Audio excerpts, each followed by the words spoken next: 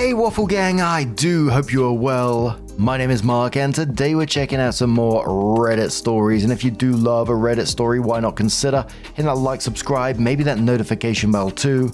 And let's crack on with today's first story. Much love guys. Now today's video we're covering the AmIOverReacting subreddit, and our first story is coming from session novel 8584. It says, "Am I overreacting? My husband has a secret roleplay world where he's married to my best friend. I genuinely cannot tell if I'm being insane about this, so I need outside opinions. I haven't told anyone in real life because I don't even know how I'd explain it. My husband, I'll call him Don, and I, 32 female, have been married for 7 years. I really thought things were good between us. We still do date nights, we don't really fight. Everything felt normal. I wasn't sitting around worried about our marriage or anything. So a few months ago, I got really into this fictional roleplay website. You make choices and it generates the next part of the story for you, and you can create your own world with whatever characters and scenarios you want. I know it sounds kind of silly, but honestly it's really fun and I got pretty hooked on it. I showed it to Don one night thinking he'd think it was dumb, but he actually got super into it, like he's on it for hours every night now. Which I thought was great because it was something we could talk about together. Here's where everything fell apart. We share an iPad, and yesterday I opened the site and it was logged into his account instead of mine. I really wasn't trying to go through his stuff. I was just going to switch back to my profile, but I saw he had this world called Fresh Start. And I guess I got curious. The characters were him and someone with my best friend's 32 female, we call her Annabelle, actual name. I opened it and the first scene is him having this big fight with a woman who looks exactly like me, telling her that he's wasted years of his life and he's done. Then he walks out and goes to Annabelle and suddenly they're together and he's saying all this stuff about how she's the one he should have been with all along. I had to stop reading because I felt like I was going to be sick. And the thing is, Annabelle has always been the more attractive one between the two of us, and I've always known that. She's single and she's over at our place all the time. I never once felt weird about it until now. I know he didn't actually cheat on me. I know it's just a stupid app and none of it really happened. But he sat there and created this whole fantasy where he leaves me for my best friend. He came up with that. He typed it all out. He picked her specifically. I haven't said anything to him yet, and he has no idea I saw it. Part of me wants to confront him, but honestly part of me thinks maybe I should just let it go.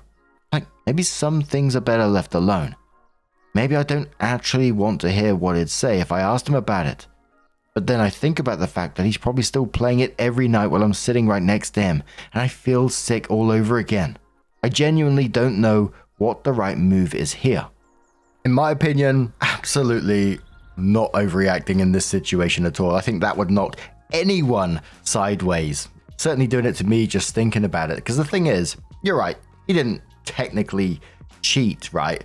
But he also didn't just randomly generate a story about, I don't know, what, a dragon or being in a cyberpunk world where you're shooting down bad guys and all this kind of stuff, or solving a mystery or something like that. He created a fantasy about leaving you for your best friend. That was a choice. Multiple choices, actually. He picked a name, he's created scenarios, probably spent hours doing this. Hours creating this alternative reality where he's with her instead of you. And you question yourself in a part of this, saying maybe some things are better left alone. Which, I get where you're coming from in some ways, but in the end, can you actually move forward not knowing? Because for me, I'd be sitting there thinking, like you said, he's still there creating this fantasy. This is still in his head. It's not, I would need to know. And that would absolutely eat me alive not knowing. And it's not something that would just suddenly vanish from my head either. Every time he'd be sitting on that iPad, I'd be thinking, what the fuck's he up to now on there? What's going on in that fantasy world now? Part of me is like, I wonder if you just said, you know, I accidentally saw your Fresh Start world, and then just see what his reaction is from there. Is he going to get defensive or, you know, minimize it, or how is he going to take it? Alive 2 says, I'd be pretty pissed off. You don't do that if there is not a single piece of reality behind that. Opie says, I suspect the same too. Annabelle is very beautiful and I've always been very insecure about this. Bite Me says, I personally would make his fantasy life reality. I wouldn't even check to see if they talk and text. I'd have his bags packed when he got home and tell him that his secret role-playing just became reality. In my opinion, there is more reality to his role-playing than fantasy. I personally wouldn't want to be with him anymore. Her being over at your place all the time would play a factor in my decision. Thea Parsnip says, even if this isn't classically cheating, it's inappropriate and disrespectful to your relationship. His reaction to you deleting his story tells you everything you need to know. Unfortunately, by doing so, you now have given him ammunition to turn it around back onto you. I'm not sure there's anything to salvage in this relationship. Once you break up with him, I give it a week and they'll be dating. So OP added an update and said, as per the comments, I decided to confront him this morning. Before that, to salvage our relationship, I also deleted his account on free roam. I could not stand the thought of him and Annabelle gallivanting in this fantasy land. When he found out about my truths, he went absolutely ballistic, saying that a man is allowed to dream and that if I dreamed of cheating on him, that would not count as cheating. He claims that he was not cheating on me, whatever that means. He then snatched the iPad and went through all of the history trying to salvage his worlds and accounts on free roam. I almost feel bad. Did I cross the line? I also want to confront Annabelle next. What should I do? Update 2. I discovered something absolutely heartbreaking. I can feel my blood boiling as I type this out. As the comments mentioned, I began to suspect Annabelle may be more involved than I initially thought, so I searched and I think I found her profile. For some reason, she had a public world on her profile that had the same general idea as Don's.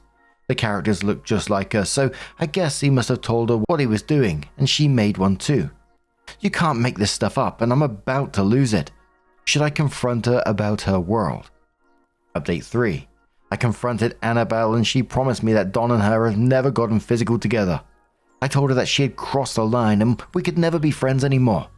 She felt embarrassed and irked that I'd seen into her inner fantasy and felt that as a close friend I'd invaded her privacy. I'm not too sure what to believe anymore. In my heart, I know they have cheated. I have no evidence but this story to prove my intuition. Her world just contained too many truths that seemed too close to reality. Update 4. Taking all your advice, I called a divorce attorney. I'm told that I have no legal grounds and that a fictional story does not count as adultery. In fact, with no evidence of cheating and your higher income, he may actually be entitled to support. I'm now staying over at my parents' place, ignoring both their persistent calls. They're calling me immature for ghosting them and not speaking to them about the situation like adults. One of the commenters after this said, not overreacting, come on. They both created profiles with characters looking exactly the same and role-playing the same shit, and you're supposed to believe it's all innocent. You need to calm down a little though, and start digging for more info. Phone records, bank statements, etc. The attorney is right that a video game isn't real-life cheating, but it shows intent in my mind. Where there's smoke, there's fire. How long have you been married? How much in support would you actually have to pay? I don't think you should leave your house, so it would be better for you to get him to leave to stay elsewhere for a while. I'd make it clear to him that you consider this crossing way over the line and inappropriate. I'd also let him know your trust in him is nil at this point. Cut the friend out for good. She's no longer welcome in your house or in your life. A commenter from the other side says, let's go through the checklist. 1. Maybe emotional cheating. 2. No physical cheating. 3. Not trying to hear or understand why he feels the way he does. 4. No willingness from you to even try marriage counseling. 5. No attempt at all from you at reconciliation. 6. Completely throw away a 7-year relationship over a fantasy world. 7. Throw away a friendship. Yahtzee. You're overreacting. It's obvious you don't have enough love for him to even try and save your marriage, which makes me think you were looking for an out, and this is it.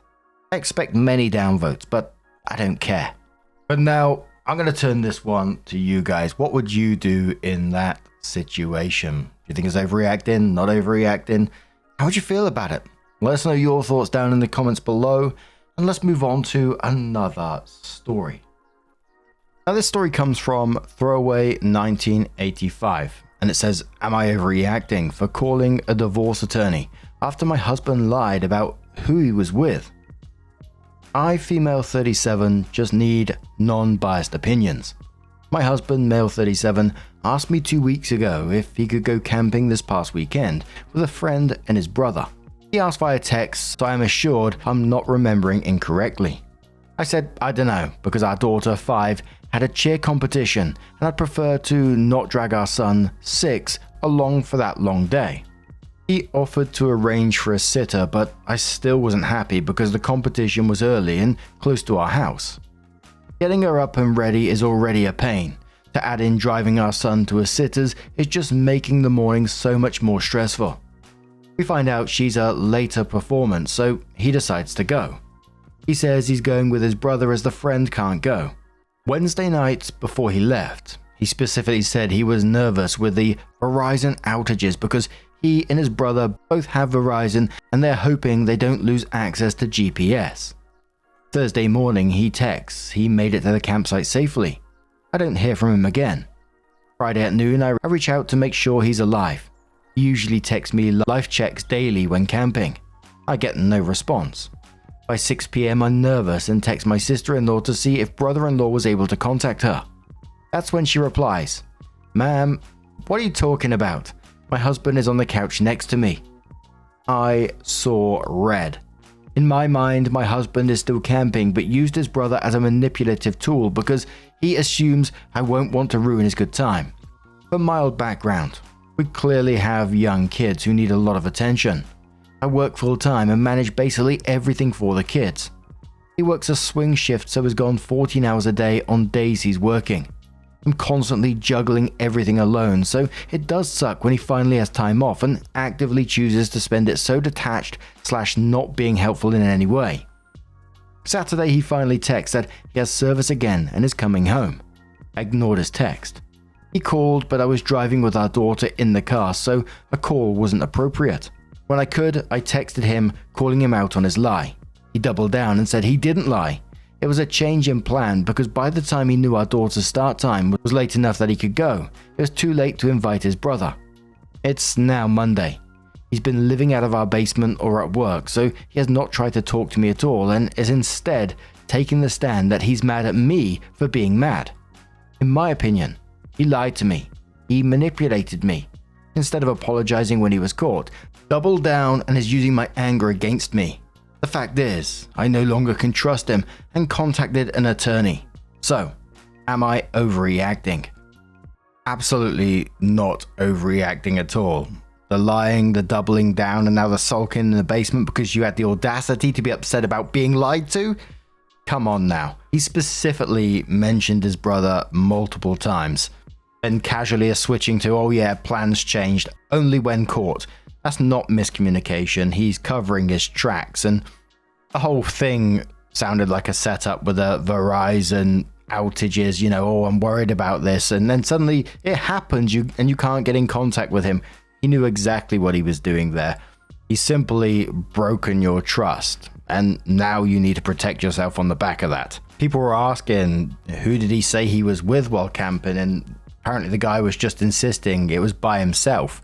I hope he was replying to them saying thank you, and I do truly believe that he just went by himself. But his brother had no idea about any of it, so it was never discussed with him. And it just bothers me so much he went out of his way to bring up the night before. Yeah, we both have Verizon. When he knew damn well his brother wasn't going with him. Like at any point he could have said plans changed, but he stuck with his lie because it was part of his manipulation. It just sounds so stupid. I'm going to risk not spending future holidays with my kids because he went camping alone and not with his brother like he said. And I know it's deeper and more than that, but it also doesn't feel like it at the same time. Commenter says to OP, in my opinion, he lied to me, and then says, oh no, that's not an opinion, that's a fact. He lied to you, then spent days away camping, ignoring you the whole time. With whom was he supposedly camping? Exactly. Then quotes again saying the fact is I can no longer trust him and contacted an attorney, and then says that was 100% the right call. You do not have the full story, and you probably never will. Welcome to Trickle Truth. But since he's doubling down, all you can do is assume absolute worst. The gaslighting practically proves that he's cheating, not overreacting. Cheap Detective says not overreacting. You gotta protect yourself at the end of the day. If there's a chance he's cheating, you're one step ahead, and there's nothing bad about that. He clearly lied and is now gaslighting you and faulting you for having a completely appropriate response to the situation. It makes no sense that it was too late to invite his brother when he left, because at that time he told you it would be the friend not joining, not his brother. Sorry you're having to deal with this. I hope you can get him to admit what really went on soon. Commenter simply says he wasn't camping and he wasn't by himself. Divorce and move on. There's no way you're the asshole here says, I'm often the odd one out on these situations because everyone always goes right to he's cheating. This time that almost has to be what happened. He tells you that friend can't go, but he's still going with the brother and he leaves. The problem is the brother's wife knows nothing about it. That means your husband was never going to go with the brother in the first place. And when your husband got there, he let you know he was okay, but didn't mention that the brother wasn't there. I mean, did he really think you wouldn't call the brother's wife when he didn't answer your call? And finally, to put the cherry on top, he talked about not having cell service so he didn't have to communicate with you while he's with the other woman. I'm sorry, but he's not only a cheater, but he's horrible at it too. But what do you guys think is going on in this situation? I think the majority of the comments on this one are automatically saying, this has got to be cheating, right? But what's your thoughts on it? Let us know your thoughts down in the comments below, and let's move on to another story. Now, our next story comes from the sci-fi guy 80, who says, Am I overreacting? Wife and I were stuck at an overflow table at my parents' house on Thanksgiving. Hey everyone, first time posting.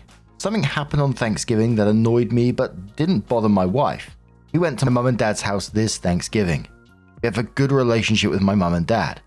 We see them often along with my wife's side. We're fortunate enough that both sides of the family live within 45 minutes of each other, with us in the center. Anyway, this year my mum and dad invited a lot of friends to Thanksgiving, which is cool. I don't care, but what happened is all the friends of theirs ended up eating at the main table, which seats about 12. My wife and I were relegated to an overflow table in another room, by ourselves. So while everyone else is chatting it up, catching up, having conversations with each other, we sat alone together. And don't get me wrong, I enjoyed the time with my wife. We talked together and had a good time. I didn't say anything about it to my parents at the time, but my wife asked me about it when we got home, and I confessed to being a little hurt. She said it wasn't a big deal, and it really isn't in the long run, but I think I'm justified in being a bit hurt and annoyed by being left out. So, what say you all? Edit, I just want to make it clear. I don't care about actually sitting at the main table. What bothered me was being placed in a separate room alone while everyone else dined together. I was going to use the result of this to gauge whether I should bring it up and let them know how I really felt about it. I wasn't sure if it was that big of a deal to other people.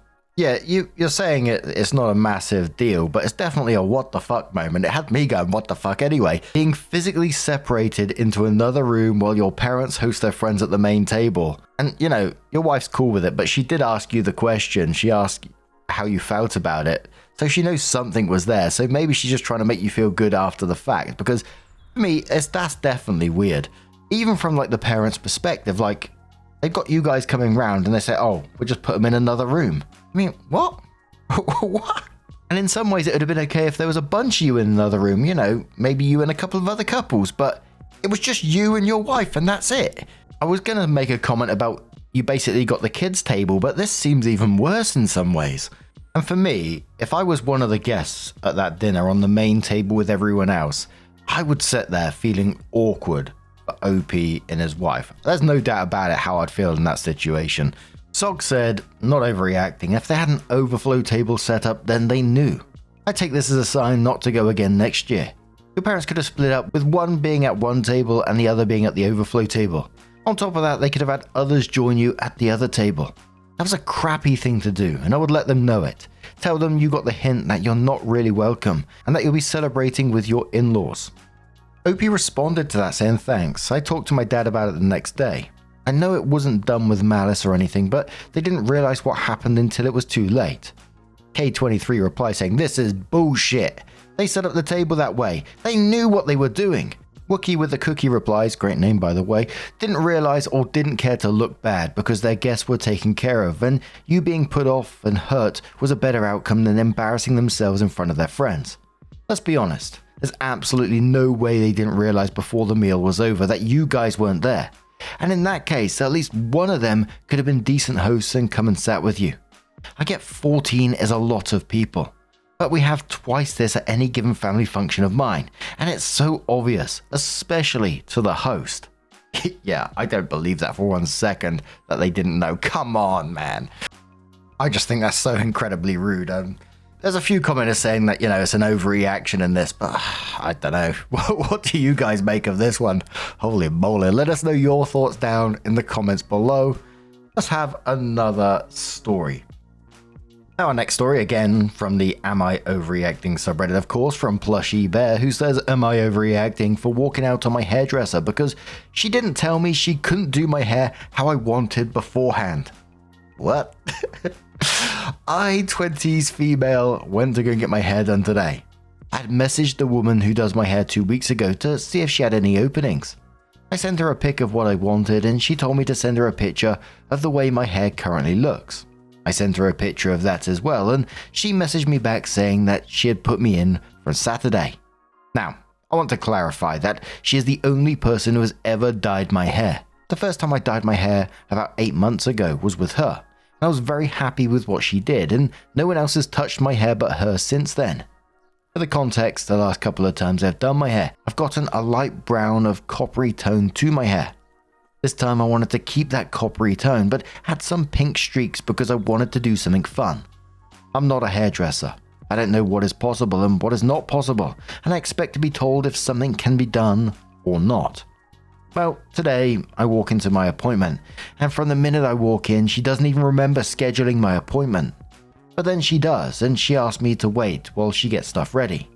Then she is asking me if I'm just getting a touch-up of what I already have, and I said no, I sent you a picture of what I wanted. And she asked me to show it to her, and I do, and she takes a look at the picture and says that she can't do it. I'm surprised because she had not said anything in the messages or told me it wasn't possible. I tell her that I sent her a picture and a video of my hair as well as the picture of what I wanted, and she didn't say anything about not being able to do it. She then starts acting as if she had never seen a picture of my hair before. I pull up the messages and show her, and she says, well, it must have just slipped my mind to tell you, and tells me to go look for something else I want. At this point, I'm not even in the chair yet, I'm just standing there. I go over to the waiting area and I'm on Pinterest trying to find something, and I'm very upset. I was set on getting this hair color today. I didn't even look at anything else. I have no clue what I want, and I don't want to pick something in a rush and then not like it. I also just feel that her as a hairdresser, she should have made suggestions to me about what I can do because I didn't want to pick something that also wasn't possible. I look for a bit but can't decide, and so I go up to her and say that I'll just come back another day because I do not know what I want. She's taken aback and says, yeah, okay, we just can't do that, you need to pick another one. So I tell her I completely understand, and I'm not upset about not being able to do it, but I am upset because she asked for pictures of my hair and the hair I wanted and scheduled my appointment, and then told me I could not do it. I told her it would have been nice to have been told she couldn't do it over text because now I feel disappointed and rushed to pick something else. She keeps talking about how she just can't get my hair pink and can't give me what I want and to just pick something else. I tell her I get it and I have no problem with that, and that my problem is the fact that she didn't tell me 2 weeks ago. She then says, well, what do you want me to do? I can still do your hair, but you're leaving. Now, I'm very sensitive and was close to tears, so I just said thank you for your time and walked out, but I'm now wondering if I overreacted. I'm very sensitive, so it was a huge deal. Should I have just sucked it up and picked something new like she said? I have also nothing but good experiences before this and have no issue with not getting the pink in my hair. I just hated feeling rushed and not being told beforehand. Am I overreacting?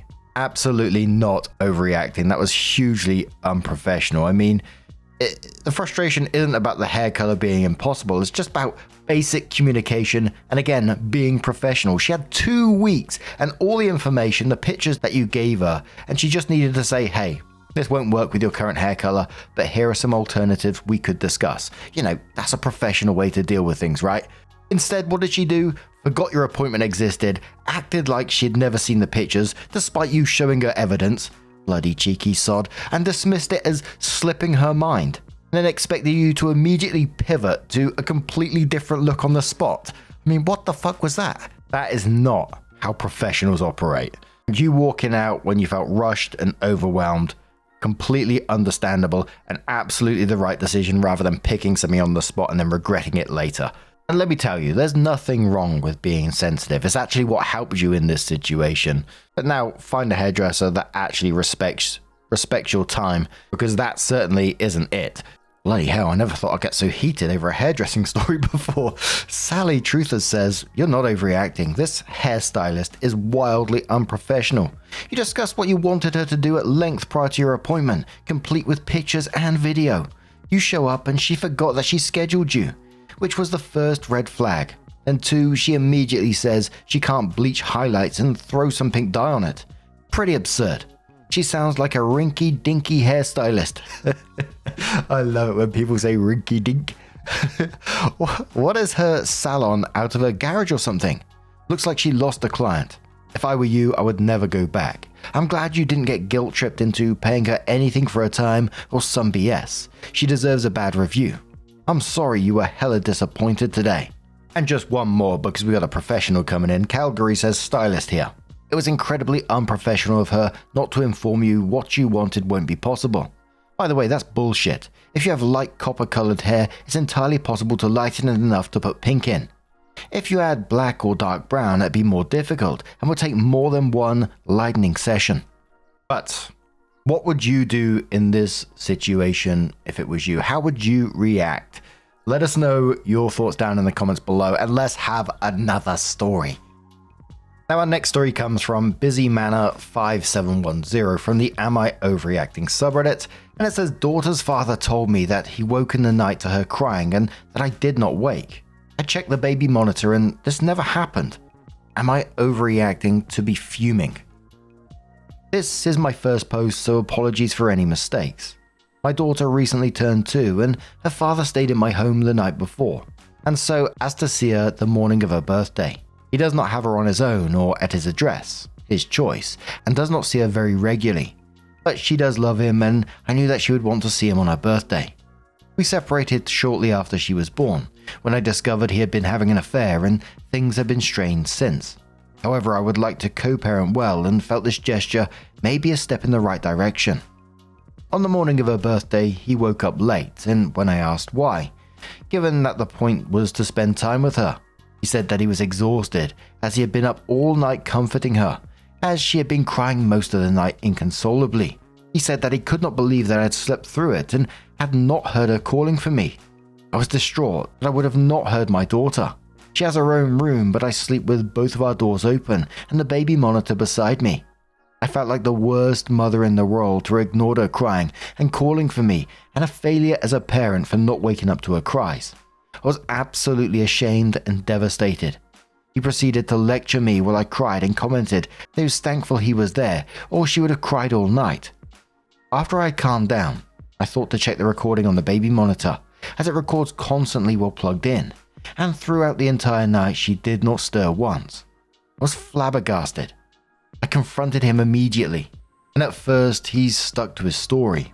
When presented with the evidence, he then claimed that he must have dreamt the whole thing and that I needed to let it go. But I cannot let it go. I feel that he made up this lie to make me question myself as a mother and cause me pain. He has a history of lying and manipulation, which I thought I could look past for the sake of peaceful parenting. But of all of the things he has done, this feels unforgivable. It seems incredibly cruel and unnecessary. I've not spoken to him since, and I'm struggling to imagine how to communicate going forward as I'm so angry. Am I overreacting to this situation, or am I justified in my anger? And of course, absolutely not the arsehole. He gaslit you, told you a lie with the intention of it to make you feel like a terrible mother, which it succeeded in some part as well when you were crying. And then when actually confronted with it, you showed him evidence of this. He couldn't apologize. He just said he must have dreamt it and moved on. Absolute bullshit. And I'd be truly concerned about that behavior at the same time and not allow this guy in your house anymore, because it sounds like you've been nothing but just trying to have a healthy co-parenting relationship, and he's just not capable of that. He will lie, he will manipulate, he's already cheated on you in the past. It's the kind of person he is. A glad pineapple says he didn't dream it. He lied, then guilt tripped you. That's not someone who wants to co-parent. That's someone who wants control. You're right to be angry. Optimal says you're justified and this man should not be allowed to stay in your house. That kind of lying and manipulating is alarming. He knew what he was doing. Bao says, oh, horrible, manipulative, and narcissistic behavior. This triggered me as I have a similar experience with my child's father who has been absent for the last 3.5 years now. Believe me, keeping the peace doesn't really get you anywhere in these situations because they still try to manipulate and control you through your children. I was on the verge of breaking point and had to put an end to all of it, so went to a lawyer. Needless to say, he didn't fight very hard to have a relationship with my child in the end, and quite frankly, we are both far better off without him around. Please be careful. One more commenter who says, not overreacting at all. He was either sleeping in for some reason and came up with this on the spot when confronted, or you're completely right in your assumption of him manipulating you into feeling like a lesser mother. Either way, he's lying to you about something and should not be using your child as a pawn in dealing with whatever personal issue he may have against you. If you decide to co-parent with him, this will become a regular thing in both yours and your daughter's life. Bloody hell. But what do you guys make of this situation? How would you deal with it? Is that someone that you'll be able to have around you, have a co-parenting relationship with? I know that has to happen in some form, but a healthy one at that. But is it ever going to be a healthy one? Let us know your thoughts down in the comments below. Just a huge thank you for being here today, getting involved in the stories, your love, your support, your time. It always means the absolute world to me. So thank you so much for being here. And hopefully I'll see you in the next one. Take care and much love.